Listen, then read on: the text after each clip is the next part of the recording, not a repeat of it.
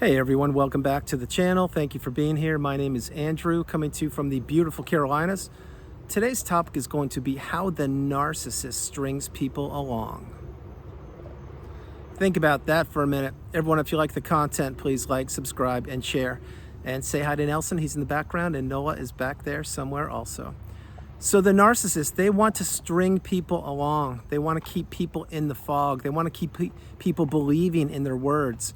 And this takes it takes a lot of people's energy and time and resources until they finally figure out that they were dealing with a narcissist. Maybe it was their parent, maybe it was their sibling, maybe it was their romantic interest, a friend, a person in a community or organization they were a part of, or maybe it's a business person. But the narcissist will always string people along, and they have multiple people strung along at any one time. I'm not referring exclusively to romance. I'm talking about friendships and businesses and colleagues and all that. The narcissist wants to keep people strung along. They want to keep people stuck and not knowing where they are in life. Meaning, hey Nelson, meaning they don't want ever to give people closure or clarity, or they don't want to be honest or authentic. The narcissist looks to disrupt people's energy. And what they want to do is continue to play the same old song and dance and keep going around and around in that loop of manipulation and loop of chaos and confusion. And they don't ever want anybody to escape that, because that's the loop where they exist. The narcissist is stuck in the cycle. You must remember that. You were in the cycle for a period of time. Maybe it was a few months, a couple of years, a decade. Maybe you were born into the narcissistic family. But the point is now you're understanding who the narcissist is and that these people are all around you. Now again, the narcissist never ever wanted you to figure out who they were. They were manipulating you. They were wearing a mask. They were keeping you off the scent of who the narcissist is and or was. They did not want you ever to break free or to get out of the narcissistic cycle.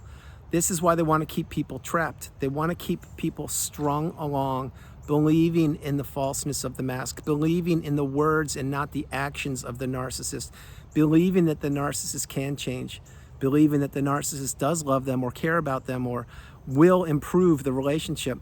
Basically, believing that the narcissist will do their part to maintain a relationship. The narcissist will do absolutely nothing other than to keep people trapped in the loop of manipulation, stuck in the cycle, not believing in themselves, not finding a way out. This is why the narcissist continues to go over and over and over the same mistakes again. They just replicate or duplicate the same mistakes with new people or recycled people, other sources of supply who haven't figured it out yet. But that's not you, because you're getting your cup full and you're understanding that the narcissist tried to take you down for the count, and they tried to string you along as long as possible until they couldn't. And that's when something broke. That's when something snapped. That's when you found the needle in a haystack and you realized that, wait, this person keeps on telling me A, B, and C, but they're doing X, Y, and Z, and something's wrong here.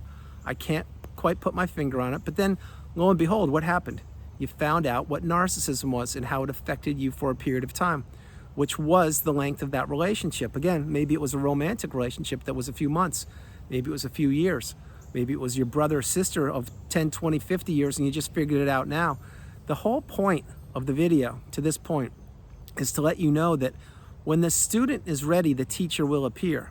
That is completely accurate in my life, and now you're understanding it's accurate in your life. So you could see the signs of the narcissist all around you. Maybe, let's say you were born into a narcissistic family. You could see the toxic behaviors. But what would happen with the behaviors? Well, they were just poo-pooed, like, oh, that's just so-and-so, or they're from this country, so they get to blow steam off, or just give them a break. They're from a different generation, or that's just the way they are. Well, no, that's not the case, not in this day and age. In this day and age, we are in the age of inaccountability, as I call it. But what needs to take place is not more inaccountability, more accountability. That's exactly why I do my part each and every day on the planet, and my hope is you do the same thing, and you do not have people keep stringing you along.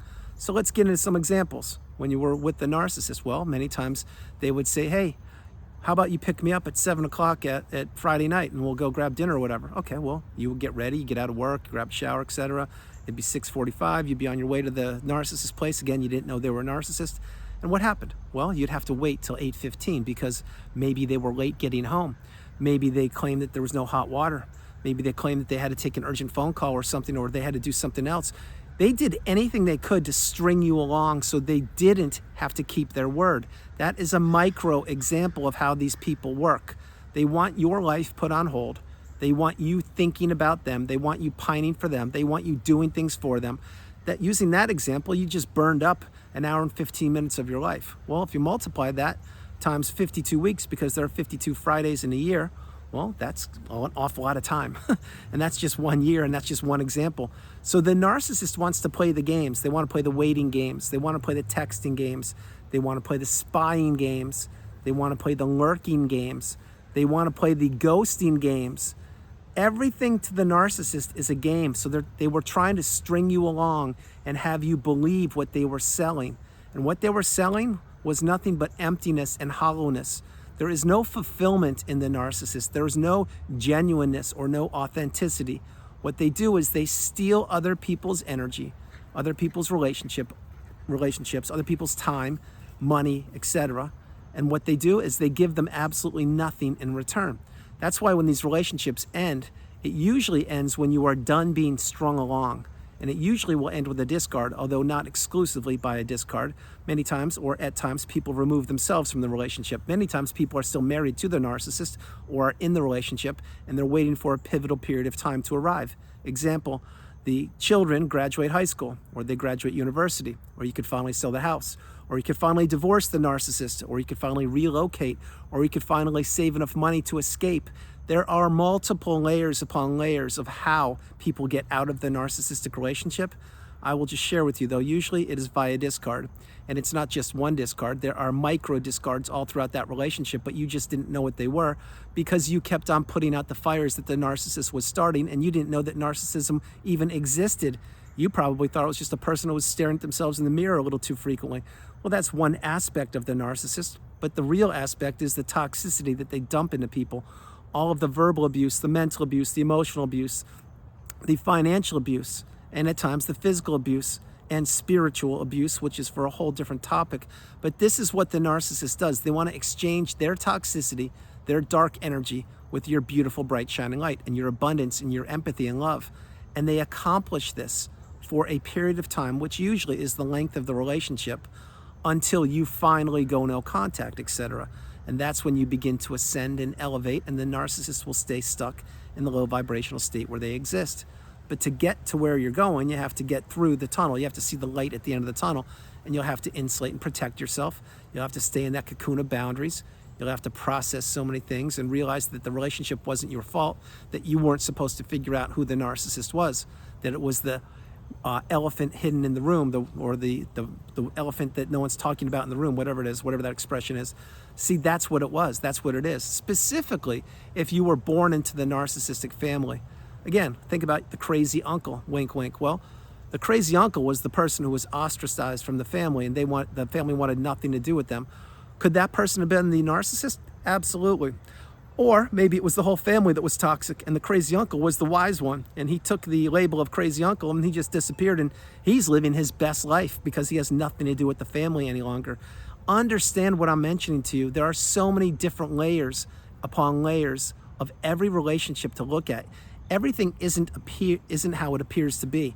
And the narcissist, you should now understand, they also weren't who they appeared to be. They were wearing a mask to manipulate you. They were keeping you stuck and trapped in that loop, and they were telling you A, B, and C so they could acquire X, Y, and Z and every letter in between from you, all of your resources. But not everything is how it appears to be. And when the narcissist was stringing you along, using that dinner example, other ones, watch this. Let's say that the narcissist is your brother or your sister, and you loan them some money. Say you loan them a couple $1,000s, which is a lot of money. Well, what are they doing? They're telling you, yeah, I'll pay you back. I'll pay you back next month. Just let me get a job first, and let me pay these bills, and I'll pay you back next month. Well, next month comes, they have no job, and they're still playing Xbox downstairs in someone else's basement with a spaghetti-stained t-shirt on, and they haven't bathed in 3 weeks, but they have enough money to pay the internet bill because they love Xbox. So think about that. So what happens? The next month comes, and hey, can I get that money? I'm a little low myself. I've got holidays are coming up. I have to buy gifts, etc., whatever you have to do. And they're like, yeah, just give me another month. I'm having a tough time. I'm still looking though. I put some resumes out, so it's looking promising. Well, they probably haven't done their resume in 20 years. They haven't sent one out. The only time they're on the internet is to look at social media or to play Xbox, and they have no intention of getting a job anytime soon. So they'll string it along, and then maybe you loan them more money and more money. Next thing you know, you're in 10 grand, and these people aren't even answering your phone calls or texts. And yeah, I know it's your sibling, but this happens not just with siblings, it happens with parents, with romantic interests, alleged friends, wink, wink. It happens all over the globe. But when you're in it too deep, the narcissist now knows that they have you, and they have no intention of paying that money back, so they will be stringing you along. That example is a real life example that I hear so frequently during one-on-one sessions with money, because that's what the narcissist loves. They love money more than anything, and they love your money more than anyone else's money. Remember, the narcissist has no problem spending your money and saving their money or squirreling it away for whatever they're going to do, but they have no concern spending your money. And once your money is gone, usually that's when the narcissist is gone. Usually it's when your health is taking a hit, your status is taking a hit, your money's gone, your friendships and relationships have all blown up, all left, right, and center around you because the narcissist was administering the smear campaign, etc. But when you are a shell of yourself, and you're still being strung along, and you're still believing that somebody is going to actually keep their words true, that's a very vulnerable and challenging and daunting place to be. But that's where the narcissist wants people. The narcissist does nothing above board. They do nothing of equalness. They want to take cheap shots at people. They want to discard people around their holidays, favorite holidays or birthdays or special events, or when a loved one has passed, or when they're vulnerable or they just got divorced, etc. The narcissist cares about nobody but themselves. And what they want to do is continue to sell people absolutely the dream, the fantasy, the hope, which will never arrive because the narcissist can't provide what they don't give, which means, it includes, they don't have any love inside of them. They have no empathy, no kindness, compassion, caring, consideration. All they have is a vastness of darkness, of emptiness, of shallowness, of hollowness. And they want to keep as many people strung along as possible, so these people provide a certain lifestyle for the narcissist, or maybe it's not money, maybe it's their time they're taking up, but they're impeding the other people's growth. Think about the energy vampire. Well, the energy vampire is a person who easily could be the narcissist who's trying to consume your time. They're not necessarily going after your money, although if they knew that you did have money, or they caught a whiff or a scent that you had money, they would probably focus on that. But the energy vampire just wants to sit on the phone and chew up your time. Just give me 10 minutes. I just wanted to run some things past you. Well, 10 minutes on a Saturday night at 7 o'clock turns into 4 hours. It's 11 p.m. You haven't eaten or done anything, and you just got zapped by whom? By the energy vampire, who is trying to string you along more and more and more. And one more before I close the video. The narcissist usually will pop up, do their damage, disappear, and pop up again. Now, I'm not saying this is what happens all the time, but it happens frequently because the narcissist thinks that you will forgive them, you will forget about them, that the relationship with them wasn't that bad and it wasn't that challenging or trying. That's what the narcissist is banking on. They're banking on you and your empathy, you and your love, you and they're giving them another chance, you and that you giving them another opportunity. That's why I suggest in so many videos to go no contact, block these people, delete them, remove them and all flying monkeys and people associated with them, if not now when. And once you block, do not, and I repeat, not unblock.